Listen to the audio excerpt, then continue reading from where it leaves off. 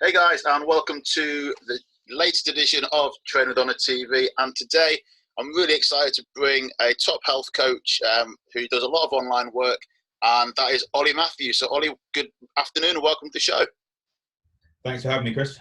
No, very welcome. So obviously there's a lot of negativity going around about COVID-19 at the moment, probably the biggest curse word at the moment. But I suppose one thing that obviously we've had a chat about previously over the last sort of week is ways of defending yourself against it, and ways of boosting the immune system. Because as we see day in day out, there's all these people coming on the TV claiming that they are the gods when it comes to you wash your hands for 20 seconds, put antibacterial spray on you.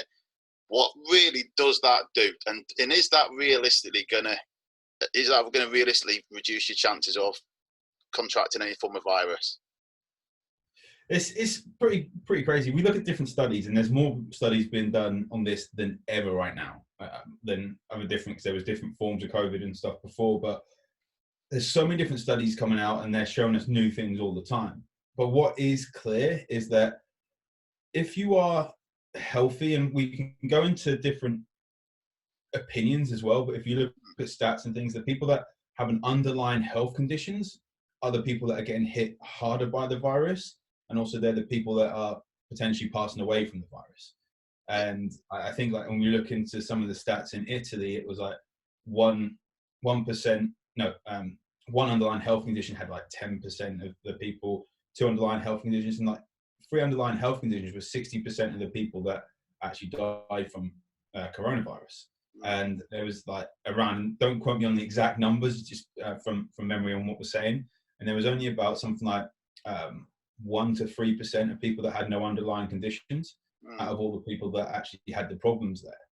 And one of the things actually, talking about that, and like this is diving straight in at the deep end with immune function and talking about our genes and our genetic health, is that Italians genetically have an underlying gene discrepancy. So basically we have genetic SNPs, as they're called, SNPs, and they can go fast, they can go slow, depending on how stressed toxins and environment is going on. And Italians actually, like, in their genetics, they're predisposed to have a gene problem with their MTHFR gene, which regulates a process called methylation. And that is responsible for around 200 processes in the body.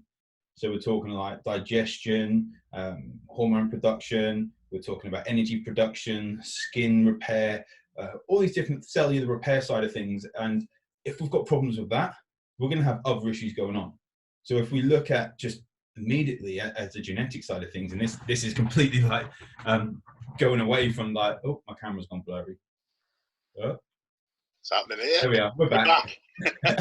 Yeah, I better not move too fast. I've never had that problem before. But anyway, when we look at like wipes and things like that, if we've got an underlying health issue, then we're going to be more prone to actually getting implications of the virus, like serious ones. And if we look at people a lot of people have got it and had it and not had any symptoms. And even now as well, there was an interesting study I was reading, a German virologist, and it was in a Lithuanian, on a website in Lithuania, talking about the studies they're seeing and all around, inside and outside the lab, is that we can't catch this virus. Again, they said more studies need to be done on it. We can't catch this virus. Very, very unlikely if we're going to catch it in a supermarket, on trolleys and all these things, which is the biggest scare factor which is coming around. We have to physically be with someone for an extended period of time to actually catch it. And that's the thing which is worrying a lot of people, that, oh, if I walk past someone on the path, on the pavement, I'm going to catch it. It's very, very unlikely. And are you going to be impacted by it? If you are, maybe it's because your health isn't where we need it to be. And I think that's where we need to focus on what is your immune function doing.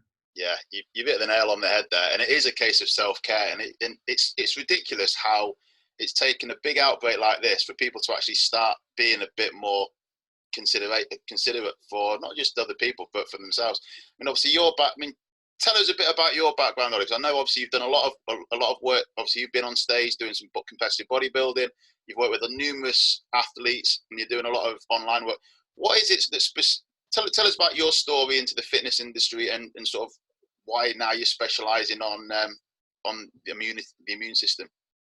So when I was little, my parents split up, and we were made to, like, my dad moved away, trying to provide for his family, working in sales in like caravan parks, in sales holiday parks, got into like management there and actually running the parks.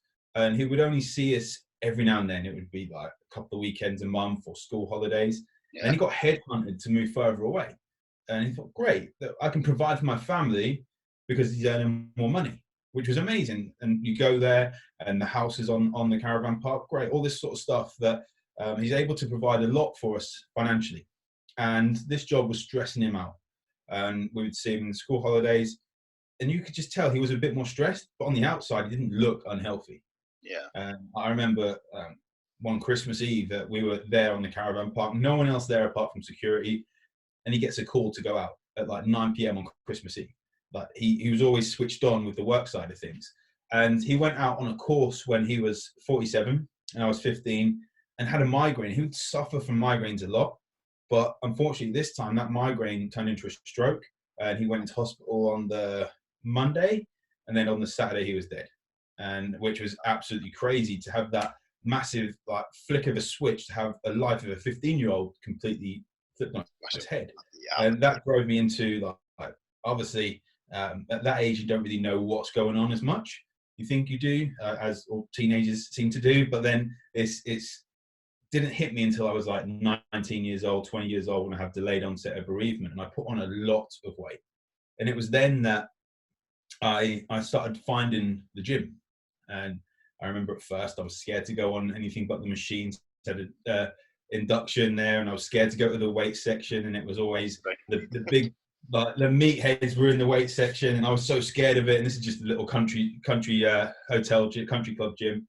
And then I got the bug, as we all have done at some point, and then I took it from the extremes, and I was over 100 pounds overweight, dropped the weight, and competed in bodybuilding. And my first show was in 2008, and it was always then which I thought building a shell of muscle will make me confident.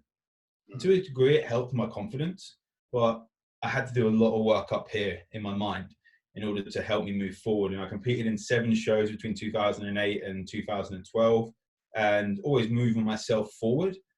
But it made me develop a bit of an eating disorder. And I say a bit, it was massive, like exercise bulimia, binge eating, massive emotional eating, all like linked into food I would have with my dad and all these sorts of things. So I decided to stop competing, but I was still eating very, very anally as such, and training a lot. And I was saying as well, if this lockdown was in 2012, I wouldn't have coped.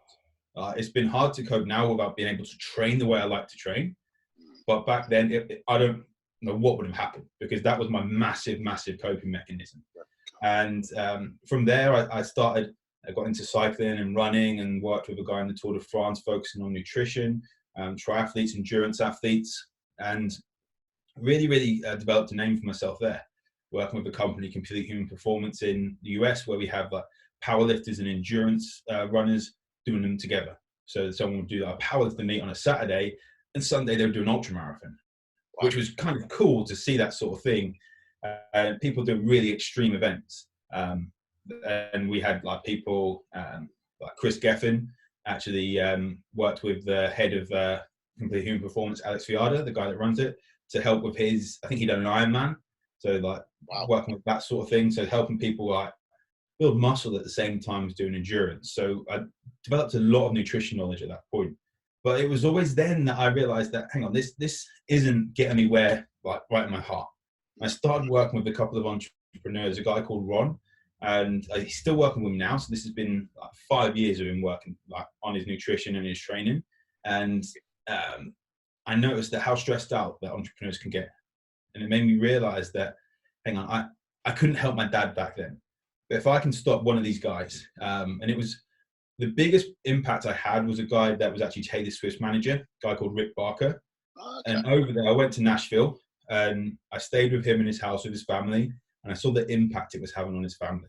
And it was at that point I realized that I could work with endurance athletes still, but these entrepreneurs, I've still got a couple of guys I work with on endurance, but these entrepreneurs, they're allowing me to have that impact on their life. That if I can help them with their immune function, with their health, with their fitness, with their accountability, that's going to have a bigger impact on their family and them than getting someone A to B as fast as possible, which wasn't necessarily as healthy as possible. So that was when I started diving into the immune function, diving into gut health, diving into the psychology of everything, and kind of the real depths of the advanced nutrition side of things. And I think that made me realize as well that I was doing personal training like 2014, 15, and that's when I started all going online.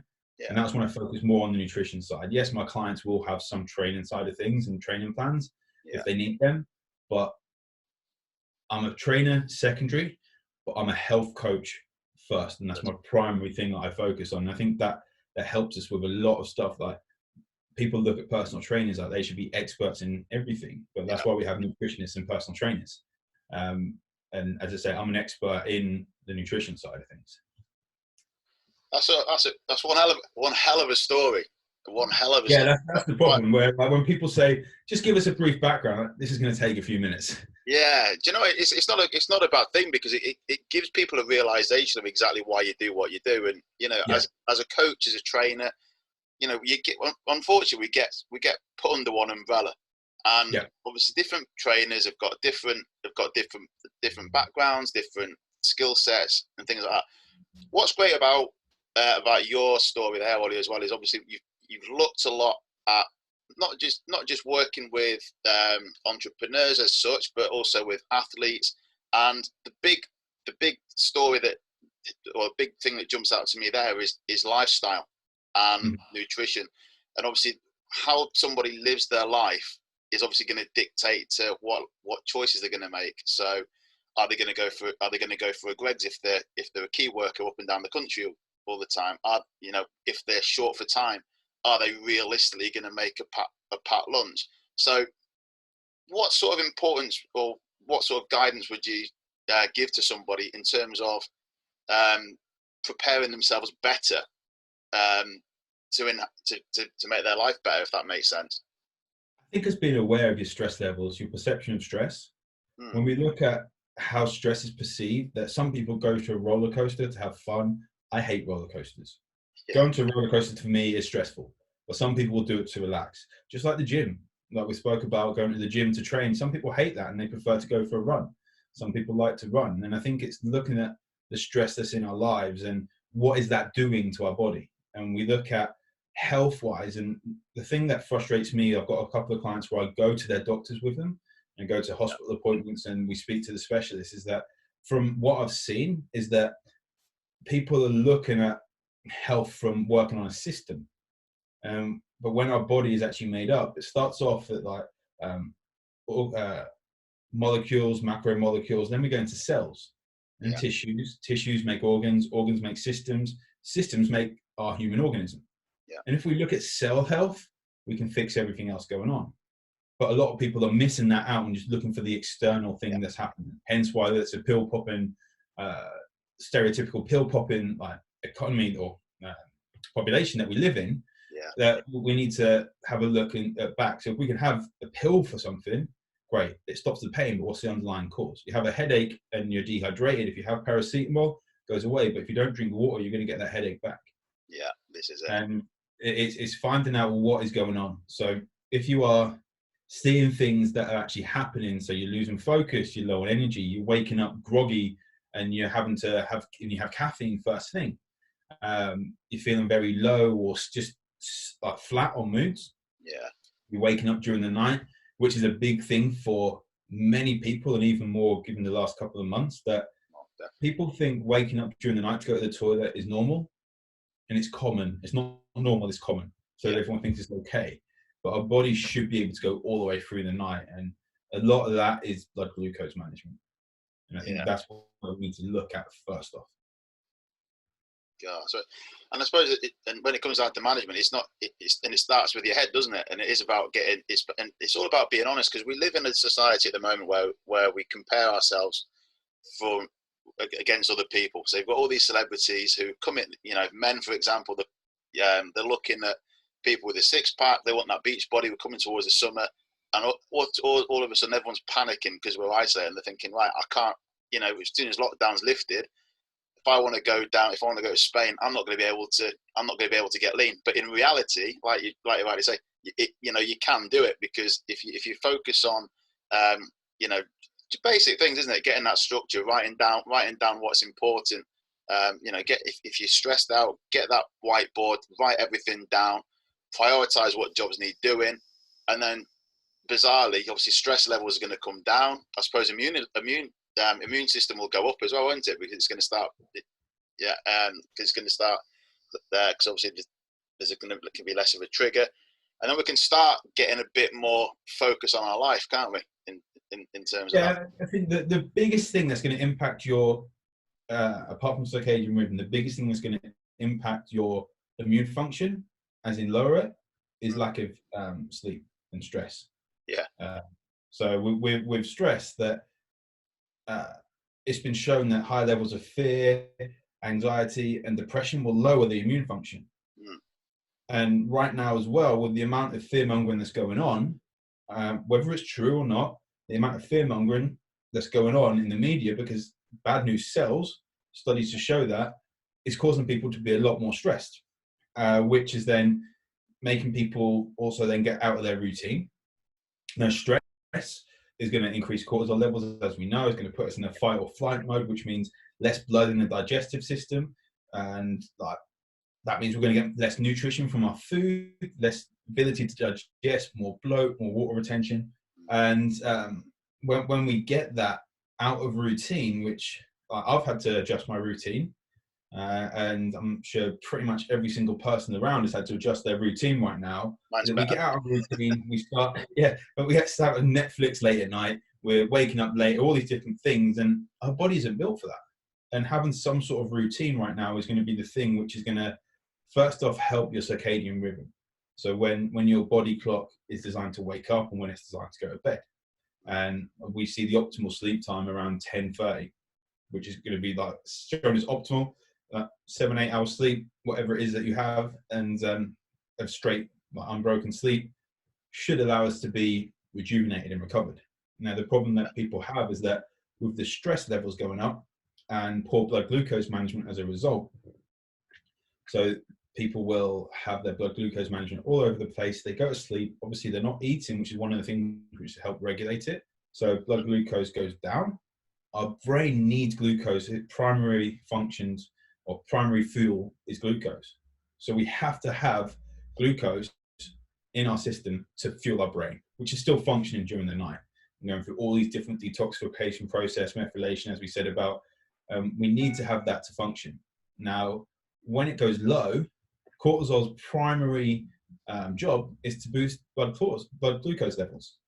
So cortisol gets released from the adrenals, your blood glucose levels go up, which it does in the morning anyway when it wakes you up. Therefore, people wake up during the night and they're feeling groggy in the morning, so they then end up having a coffee.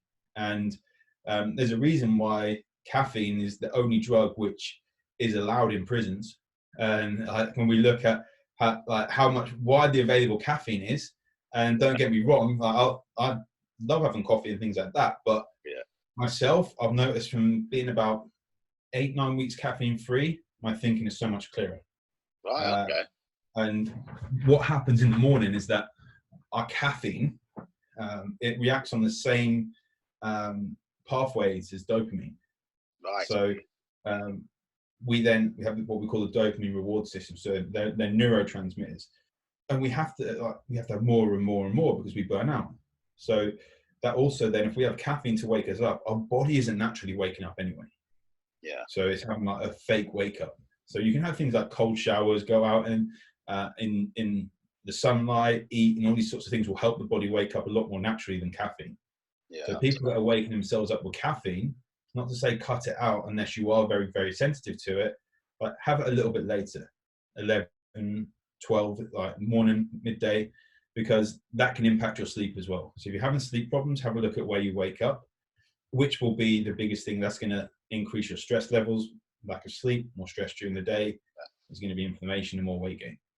No, definitely, and especially for athletes, it's a key element for athletes in terms of their performance as well. I mean, so this, I heard something last year that Jamie Vardy, apparently first thing he does when he gets up in the morning, football, he gets up, drinks a can of Red Bull, but then you look at him on the football field and he's running around like a whippet all day. So people will automatically think, oh, Jamie Vardy can have a can of Red Bull, I'm going to have a can of Red Bull. But when it comes down to being an athlete, you've got to understand your energy systems, haven't you? In terms of, it's like you wake. It's like we talk about getting out of bed in the morning, maybe feeling lethargic.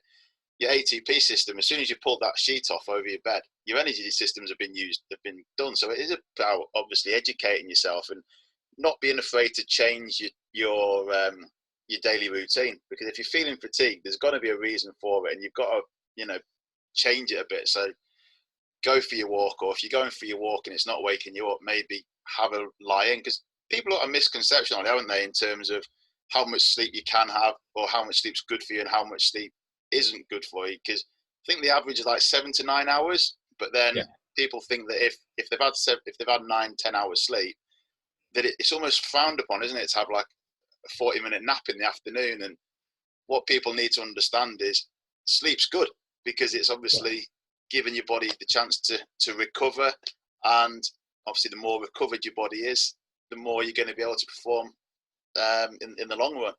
So, I think what's key to look at with naps as well is that, why do we need to have those extra naps? We should be able to recover from a high workload with like 7 to 9 hours sleep. Anything lower than 6 hours has been shown that can lower our testosterone by about 10% in 2 weeks, which is crazy. That's like 10 years of aging from 30 to 40 in 2 weeks. So that's why my sex drive's down quite a bit lately then. Yeah, you need to get some more. Stop that Red Bull. Stop trying to be Jamie Vardy. Mate, you've seen on the side, haven't you? That was out of the picture. Well, when it comes to naps as well, after 3 o'clock, I wouldn't ever nap more than about 45 minutes to an hour. Yeah. After 3 o'clock, that can start really impacting your nighttime sleep as well. So I would just be aware of that. If you are tired at like 5 p.m, don't have a nap then. Just like go to sleep a bit earlier. Go to sleep at 9 or something. But also then when it comes to athletes, I think what we've got to be aware of is that one of the things which is going to help fight the virus is our lymphatic system. Yeah. So when we look at our lymphatic system, getting rid of the pathogens that can do damage, we have to take it to the lymph nodes where it gets sent out of the body. And if we can't get anything to pass through the lymphatic system, which is exercise, movement, all these different things that a lot of athletes are used to doing a lot more than they are now. Yeah. Because even with home workouts aren't going to be the same as doing a couple of hours training session, doing a 90-minute football match or something like that. Then we need to just be aware of making sure we are still doing that, because our immune system is going to rely on that. Things like saunas, massages that they usually have, they haven't got access to, which would help boost the lymphatic system. So there's that. And also when we talk about ATP production, so that happens in our cells, and we need to have healthy cells to do that. The more stressed we are, the more junk food we have, and the more alcohol as well, then the less we're going to be able to have healthy cells. And I think that's key. Even looking at things like alcohol and liver health, with the processing, talk about methylation being the most important thing in our body, for the body to produce so many different nutrients and neurotransmitters. 85% of methylation takes place in the liver. We've got alcohol processing in it, lowered activity, then it's going to be lowered in amount of methylation. And I think what is key for a lot of athletes now is that, considering we don't know when this lockdown is going to raise, like we were just saying that there's reports that, I mean, some teams, I think in Austria, I think Rapid Vienna have actually gone back to training already. I think I saw it today or yesterday, because I keep watching Sky Sports News thinking maybe there'll actually be some sports news today. Yeah. Rather than seeing different flashbacks, which is cool to see flashbacks of different highlights, or have a look into some of the footballers' houses and things when they're on video phone. But there was something about, I think it was Austrian teams, and I heard Rapid Vienna being mentioned. But we don't know when you're going to actually go back to training. No. And then we don't know when the season's going to start. So talking about I'm more of a football fan than a rugby fan or anything like that. So following that a bit more, talking about this could start behind closed doors in June or whenever it is, but then we need a couple of weeks of technically pre-season training beforehand. Now, as an athlete, we can do all we can do now. So making sure we're not eating tons of junk food and emotional eating. If we are, why are we doing it? Having loads of alcohol and just like being negative in our thoughts. Yeah. If we keep our training and our health up as much now, we're going to actually perform better when the seasons actually do start again. Definitely. It's about self-discipline, isn't it? Yeah, it's the self-discipline of it and getting the accountability. And even if the seasons have finished, do you want to go for an extra month of pre-season, of off-season? Do you want an extra month's extended off-season? Because I know a lot of footballers, and knowing some of the players that play for Norwich, they absolutely hate that first week of going back to training where it's just all cardio stuff, and they realise how unfit those 2 months have made them. Yeah. So add another extra 2 months on top of that. It's going to be quite a harsh shock to people. Yeah, definitely. The thing we've got now as well is obviously we're looking about what we see is on the outside is obviously something completely different to what we see on the inside. And one thing that I've recently started doing is blood testing. So we can actually find out what's going on inside the system. And when it comes to, I think you touched on briefly about the lactose threshold earlier on. I know Liverpool do this at the beginning of every pre-season where they'll do a pinprick test, and they'll monitor the internal that way, so that they can obviously adapt the training sessions to what's going on inside. Because obviously, when you find out what's going on inside, you can identify whether there's an increased risk of injury, whether they're going to be limited to do certain types of, or get certain energy systems fired up. It's and I suppose as an athlete now, these are your prime times, or even for those that are an amateur athlete, these are the times to get to know your body better, get to understand your sport better, understand the whys, and focus on you a bit more, isn't it? And again, like we say, talk about the accountability and, just take a bit of control for your performance, because a lot of team sport athletes are literally mollycoddled these days. And I see it myself on a day-to-day basis at the Football Academy in Manchester. They literally want to be spoon-fed. And it's just like, no, guys, you've got to take ownership. You've got to look after your diet.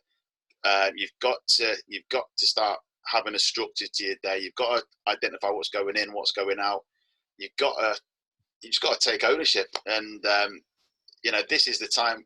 Well, I suppose it comes down to being a bit more, using your time productively, doesn't it? So hopefully from an athletic point of view, and Gen Pop, they'll use this time and took a step back and think, you know what, this is where I've cocked up before, and going forward, I'm going to move in a better direction, which in turn is obviously going to improve their health for the long term. Oh yeah, like we've got so much access to data right now. Why don't we use it? Exactly. We're Liverpool. Are you a Liverpool fan? No, Leicester, mate. Leicester. Right then. I mean, if there's one good thing that comes out of this, then hopefully that'll be Liverpool not winning the title. Yeah. On Man United. That'll kill me for saying that. I'm not seeing that happening yet. They've not actually won it yet, so But well, I'm hoping that Norwich go down, because I want Timu Pukki to come over to Leicester so he can have the same. Norwich got to stay up. If Liverpool don't win the title, Norwich have got to stay up. I don't know how that's going to work, but we need the season. I love Norwich as well, but Man United. I was in the away stand at the Man United Norwich match, and it felt like horrible cheering against Norwich, but I was just so much happy that United won that game. But where was I going with this? I forgot my line of thought now. What was I saying? Yeah, so we have all the data and things like HRV as well. You can get apps on your phone and just to do your heart rate variability to see if you should have a hard training session.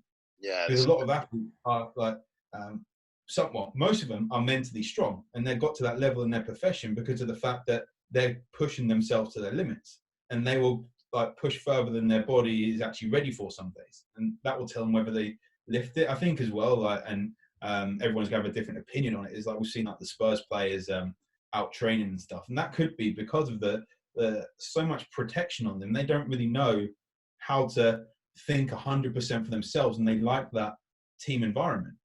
And that's not a negative reflection on them. It's just how they've been brought up in the football clubs, in my eyes. But even things such as what I do a lot of with clients is genetic testing. So get something like the 23andMe, but then get the raw data. So there's different companies that do it, but you get the raw data, just get the cheapest one on 23andMe, and then we process it and look what genes, because we all have our genetic like genotypes going on, and we have millions of genes in our system, but some are going faster and slower. Some are what we call dirty genes, which are the ones which get impacted a lot more when we get stressed. And they're the ones when we talk about that, oh, I'm genetically predisposed for this. Well, genetics only load the gun. Our environment, toxins and stress and all these things pull the trigger. And that's what happens. Like what we said about the Italian side of things, that have got that low methylation with their genes. Well, if they're stressed, that then comes out a bit more. Yeah, it's control, isn't it? It's taking control of it. Yeah, massively. Like lowering the stress where we can. Food, alcohol, junk food, sleep, all these different things are going to help you with stress management and boost your immune function. Yeah, I think as an athlete, like whether you're an amateur athlete or a pro athlete, it's going to help you move forward by taking ownership of that now. And if you need help with it, then hire someone to help you with it. Yeah. Because that's going to be a crucial thing, that if you're a professional athlete and you are struggling with some stuff now, get that extra accountability. Show the clubs that you're willing to take that extra step. Yeah. Well, this is the thing, because this is what a lot of people don't think about, and it's even for your office workers. As soon as they get back, the first thing people are going to do is not intentionally, but they're going to look at how these people are handling themselves, and you know for a fact that if they go in and their heads down, straight away that player's not going to be playing on the Saturday. Oh yeah, because the mindset's not there, and if they've not kept the mindset there in the first place, it's going to take twice as long as it is for anyone else. And it doesn't matter whether they're the best player in the team or they're the worst player in the team. If their mind's not on it, so much performance just from being confident. I suppose that goes in any aspect of our lives. If we're confident in doing something, we're going to perform better. No, 100%. This is the thing. It comes down to how much you want it, isn't it? How much do you want it? How much research you're willing to do? You know, surround yourself with the right people. Obviously, we're in a good environment within the fitness industry. We've both got great people around us to inspire us, to motivate us, that we can go to if we need the support. And this is what other people do as well. But people are almost scared, aren't they, to reach out because they're a bit proud. But what they don't realise is and this is another thing that's on the TV a lot at the moment. But just talking, having your phone on and speaking to somebody else, that's going to again boost your immune system and reduce injury risk, make you perform better. And it's these little things, and people don't understand how small the changes have to be for you to become a better version of themselves. And I think the best thing I've ever done is hire a health coach myself. Yeah. Being accountable. And I mean, with my mentors, my coaches, that they've had different like courses that they've done as well. So I've then done their courses and learned the stuff from them. But even when I was prepping in bodybuilding, I had a coach. When I wanted to push myself in business, I've had a business coach. And hiring that and asking for help, as you say, just talking to people, that's a skill in itself, just asking for help. Exactly. And I used to be too stubborn to do that. And I wouldn't progress as I have now in business if I didn't ask for help. And I think as well, that we can be harsh on ourselves to the point where we're too stubborn to actually do anything about it. No, so the mental health side of it's a huge thing as well, isn't it? Speaking on the mental health side, obviously you've done a lot of work with the master of mental health himself, Paul Moore. So sort of tell us a little bit about what you sort of learned from Paul's strategies, and in terms of coping mechanisms is probably the best way of putting it, isn't it? Well, I mean, I never worked directly with him. I've done the podcast with him, and I've followed him. I've done his Market and Muscle in a Circle, so I was a client of that. And then the Unstoppable Bastard, they had like the live days, which was pretty amazing in itself. In fact, I usually have the band on, but I've taken it off and it's in the car at the moment. I took it off when I last went to the gym, and so I let him down. So it is in the car. You're doing his advertising for him now. Yeah, so I had it on for literally like 2 years or so, and and I still do things like affirmations in the morning. So one of the biggest things that he taught me is that if we do affirmations to the point where we actually feel them, that every morning since then, may have missed like 2 or 3 whilst traveling, But Yeah. the most consistent thing I've done is work on my mind with meditation, journaling, and affirmations in the morning. So having that routine has been the biggest part. And taking ownership. Like, if you're out of shape, it's your fault, no one else's. Maybe we got dealt bad genetics. Maybe we got like we were brought up with low income and all this sort of stuff. And I think one of the biggest things now is that people are seeing when businesses are asking for bailouts, the people that are moaning about it, not all of them, is that the people that are millionaires, why should they have to, if they've worked their arse off to get that money, why should they have to bail the people that haven't worked their arse off out? Yeah, exactly. Take responsibility for it. Yeah, and people don't do that. And it's a big thing with doctors as well, is that it's not your doctor's job to make you healthy. It's your job to make you healthy. Exactly. And the doctor's job to potentially give you some guidance on it. But the affirmations was pretty big. So every morning I do a different routine for beforehand, but then I go into Paul's routine, which was like, I am unstoppable, and then appreciate someone in your life. Yeah. And then so I am unstoppable. Money flows freely to me for the greater good of all. Money flows freely and easy to me for the greater good of all. And then just go through which is basically getting that energy through your body. So I'll do that on in breath, I am unstoppable. Out breath, I am unstoppable. In breath, appreciate. Out breath, appreciate. And that really sets me up for the day, and having that routine. And like through this, that routine has helped me stay massively grounded. Even if I've fallen off on the night before, or anything with food or anything like that, then I've actually found that that's allowing me to not be as harsh on myself. Yeah. But yeah, I might put on a few pounds in this lockdown because I'm not training the way I would normally train. But there's a reason behind it, and you know why. Exactly. And like, that's my fault. I could still use the equipment I've got at home. I don't like using the equipment I've got at home. Yeah. It's prioritizing, isn't it? It's prioritizing what's important. That stuff. Yeah. But I could have watched all of the Netflix shows that I wanted to watch, but then my business would have suffered. Yeah. And yeah, I've lost clients due to this, but do I want to lose more clients and not gain the clients in this? It's having that, as we said, the unstoppable bastard mentality is just pushing through and taking responsibility of it. And that goes in with like Gary Vee as well. When you look at Gary Vaynerchuk, it's like everything he says, everything's my fault. And he said, if someone dies there, it's my fault. I may not have known it. And it's taking responsibility for everything. That's very extreme, but yeah, it gets you thinking, doesn't it? It gets you thinking. Yeah. It gives you a bit more of a realization of life. I mean, it's almost like, what can you do differently to go further? Because people are, and again, just going on to illness. We're in COVID-19. We're in lockdown. Personally, I've quite enjoyed being at home, to be honest, and not going out commuting and saving a bit of money. And I think one of the biggest things that's going to happen is obviously there is going to be a lot of life changes, and there's going to be a lot of changes, hopefully for the better, in society, because it has made us more aware of other people.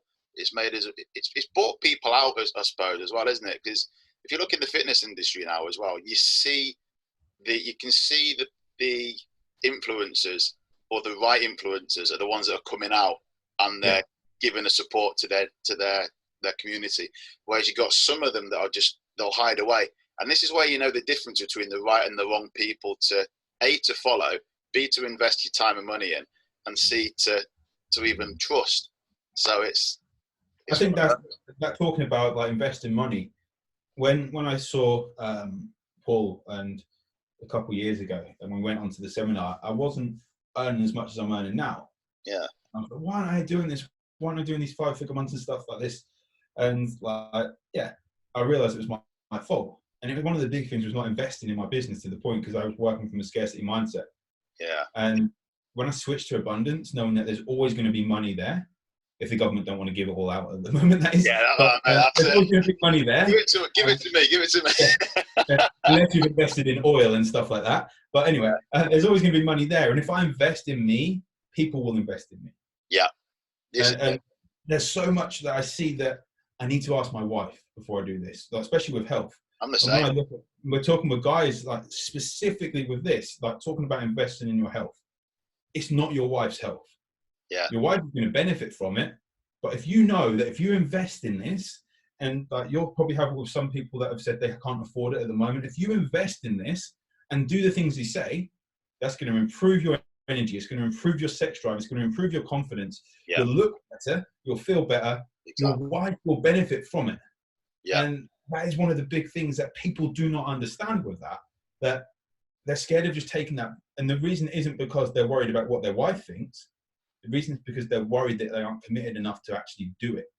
Yeah. Because they've maybe invested so many times themselves and had to tell their wife that, oh, I didn't do it again. Yeah, this is That's it. a scary place. I've been in that place, and it's a scary place to be in. Yeah. It's how much do you want it? How much do you want it? What difference is it going to make to you?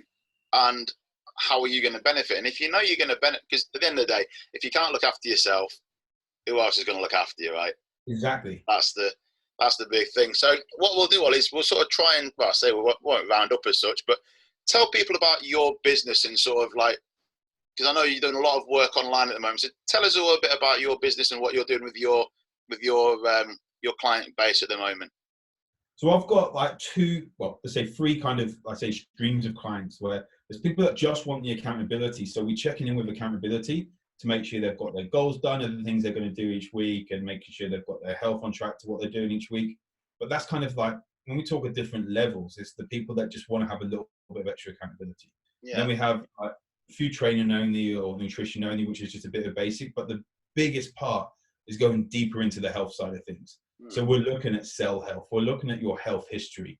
We're looking at, are you training too much? Are you training too little? Yeah. Some people are going straight to doing walks rather than gyms, because remember, exercise is dose dependent.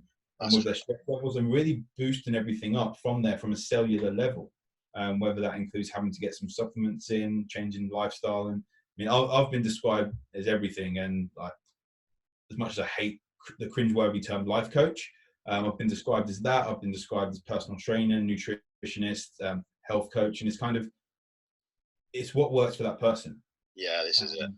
That's why I haven't really, like, accountability can be done on a group stage, but the other side of things has to be one-to-one, and I thrive off getting that connection on a one-to-one basis.